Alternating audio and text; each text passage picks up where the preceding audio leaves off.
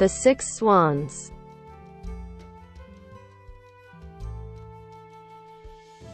A fairy tale by the Brothers Grimm.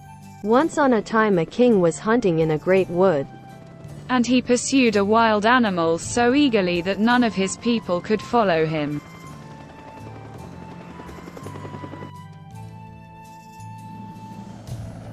When evening came he stood still, and looking round him he found that he had lost his way, and seeking a path, he found none. Then all at once he saw an old woman with a nodding head coming up to him, and it was a witch. "My good woman," said he, "can you show me the way out of the wood?"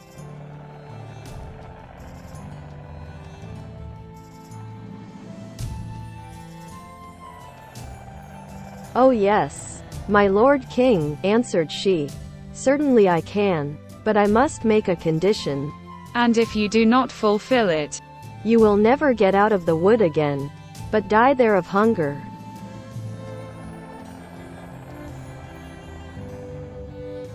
"What is the condition?" asked the king.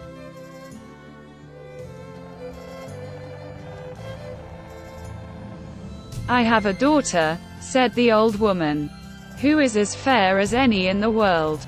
And if you will take her for your bride, and make her queen, I will show you the way out of the wood."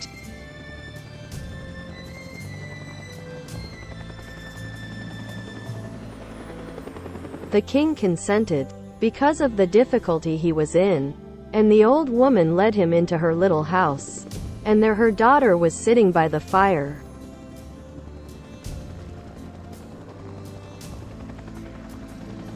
She received the king just as if she had been expecting him.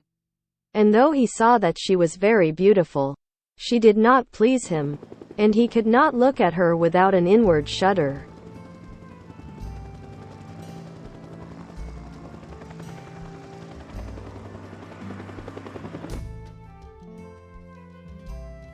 Nevertheless, he took the maiden before him on his horse, and the old woman showed him the way, and soon he was in his royal castle again, where the wedding was held.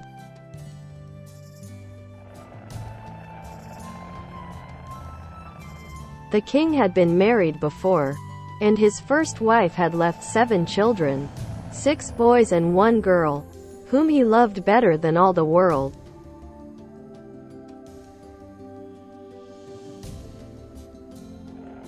There they remained hidden, for the road to it was so hard to find that the king himself could not have found it.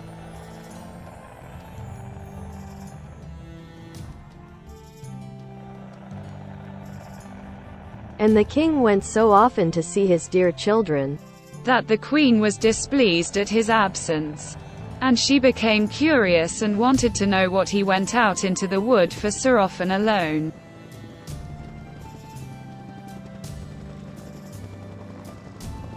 She bribed his servants with much money, and they showed her the secret, and told her of the clue of yam, which alone could point out the way. Then she gave herself no rest until she had found out where the king kept the clue.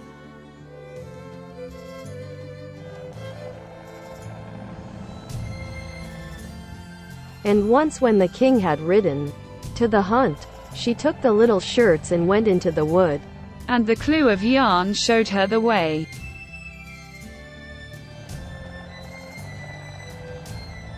The children, seeing someone in the distance, thought it was their dear father coming to see them, and came jumping for joy to meet him.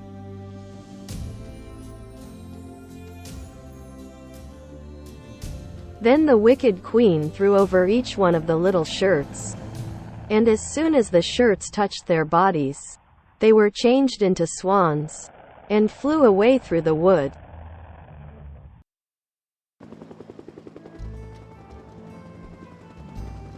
So the queen went home very pleased to think she had got rid of her stepchildren. But the maiden had not run out with her brothers. And so the queen knew nothing about her.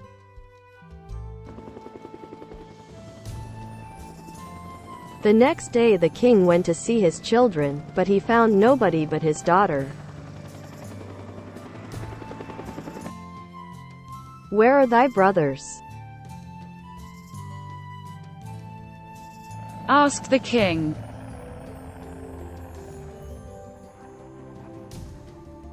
"Ah, dear father," answered she, "they are gone away and have left me behind."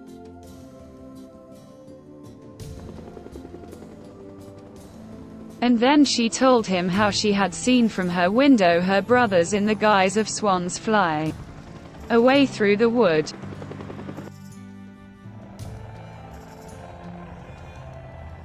The king was grieved, but he never dreamt that it was the queen who had done this wicked deed.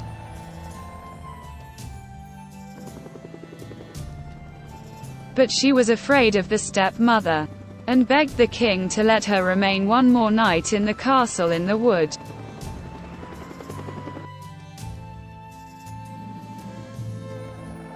Then she said to herself, "I must stay here no longer, but go and seek for my brothers." And when the night came, she fled away and went straight into the wood. She went on all that night and the next day, until she could go no longer for weariness.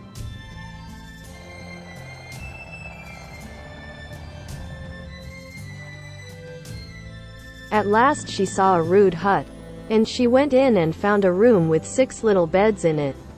She did not dare to lie down in one, but she crept under one and lay on the hard boards and wished for night.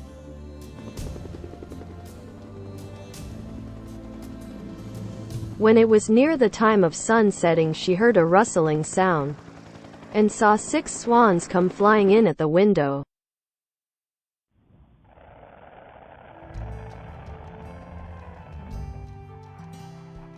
They alighted on the ground, and blew at one another until they had blown all their feathers off. And then they stripped off their swanskin as if it had been a shirt.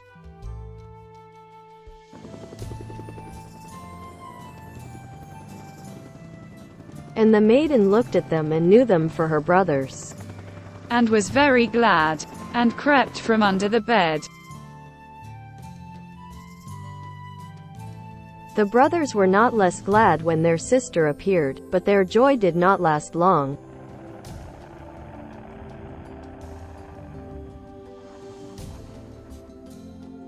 "You must not stay here," said they to her. "This is a robber's haunt. And if they were to come and find you here, they would kill you. And cannot you defend me?"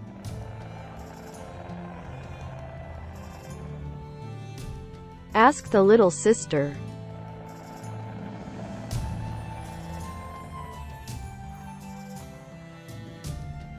"No," answered they, "for we can only get rid of our swanskins and keep our human shape every evening for a quarter of an hour. But after that we must be changed again into swans." Their sister wept at hearing this, and said, "Can nothing be done to set you free?" "Oh no," answered they, "the work would be too hard for you.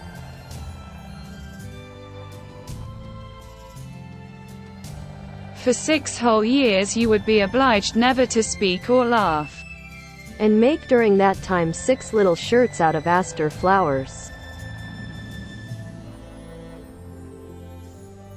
If you were to let fall a single word before the work was ended, all would be of no good."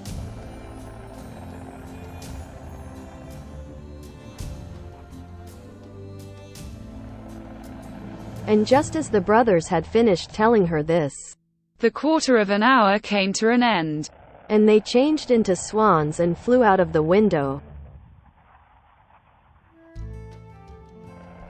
But the maiden made up her mind to set her brothers free, even though it should cost her her life.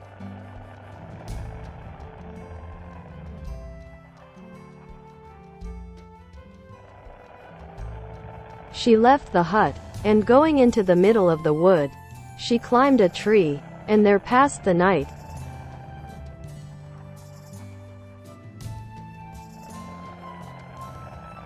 The next morning she set to work and gathered asters and began sewing them together.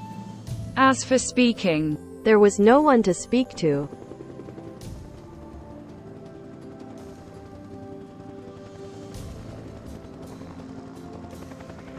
When she had been going on like this for a long time, it happened that the king of that country went a-hunting in the wood, and some of his huntsmen came up to the tree in which the maiden sat. They called out to her, saying, "Who art thou?"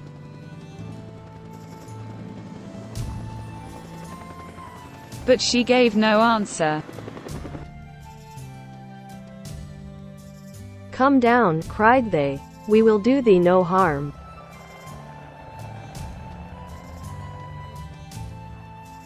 But she only shook her head. And when they tormented her further with questions, she threw down to them her gold necklace, hoping they would be content with that.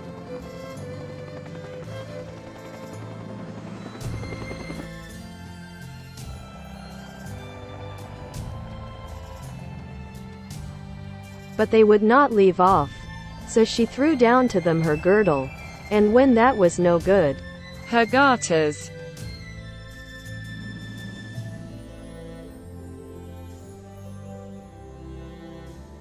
But all was no good. The huntsmen would not be put off any longer, and they climbed the tree, carried the maiden off, and brought her to the king. The king asked, "Who art thou? What wert thou doing in the tree?" But she answered nothing.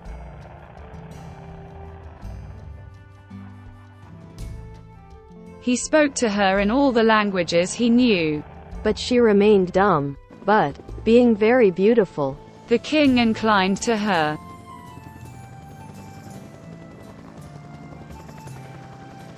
Then he caused rich clothing to be put upon her, and her beauty shone as bright as the morning. But no word would she utter.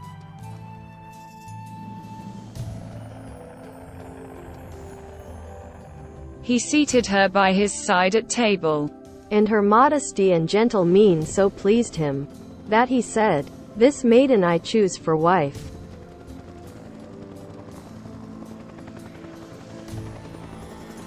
But the king had a wicked mother, who was displeased with the marriage, and spoke ill of the young queen. "Who knows where the maid can have come from?" said she, and not able to speak a word. "She is not worthy of a king." Quote, After a year had passed, and the queen brought her first child into the world, the old woman carried it away, and marked the queen's mouth with blood as she lay sleeping.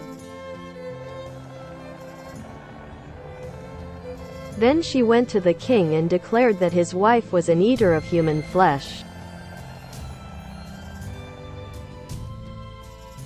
The king would not believe such a thing, and ordered that no one should do her any harm. And the queen went on quietly sewing the shirts and caring for nothing else.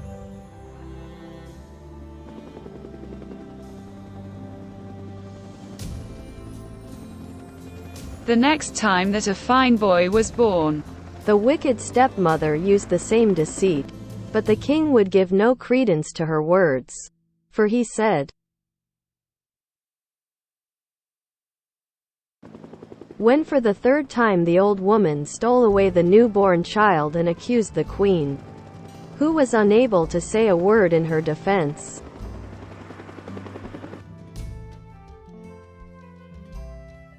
The day on which her sentence was to be carried out was the very last one of the 6th year of the years during which she had neither spoken nor laughed, to free her dear brothers from the evil spell.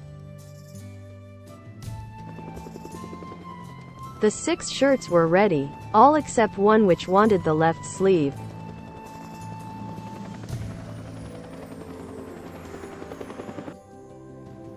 And when she was led to the pile of wood, she carried the 6 shirts on her arm.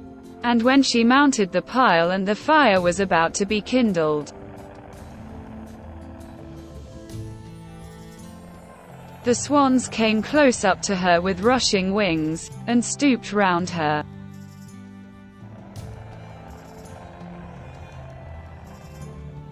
so that she could throw the shirts over them. And when that had been done, the swanskins fell off them.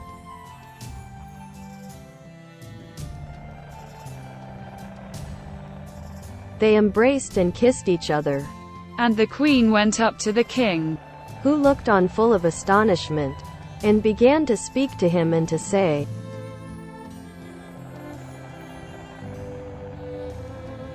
"Dearest husband, now I may dare to speak and tell you that I am innocent, and have been falsely accused." And she was reconciled to the king with great joy, and the wicked step-mother was bound to the stake on the pile of wood and burned to ashes. And the king and queen lived many years with their 6 brothers in peace and joy.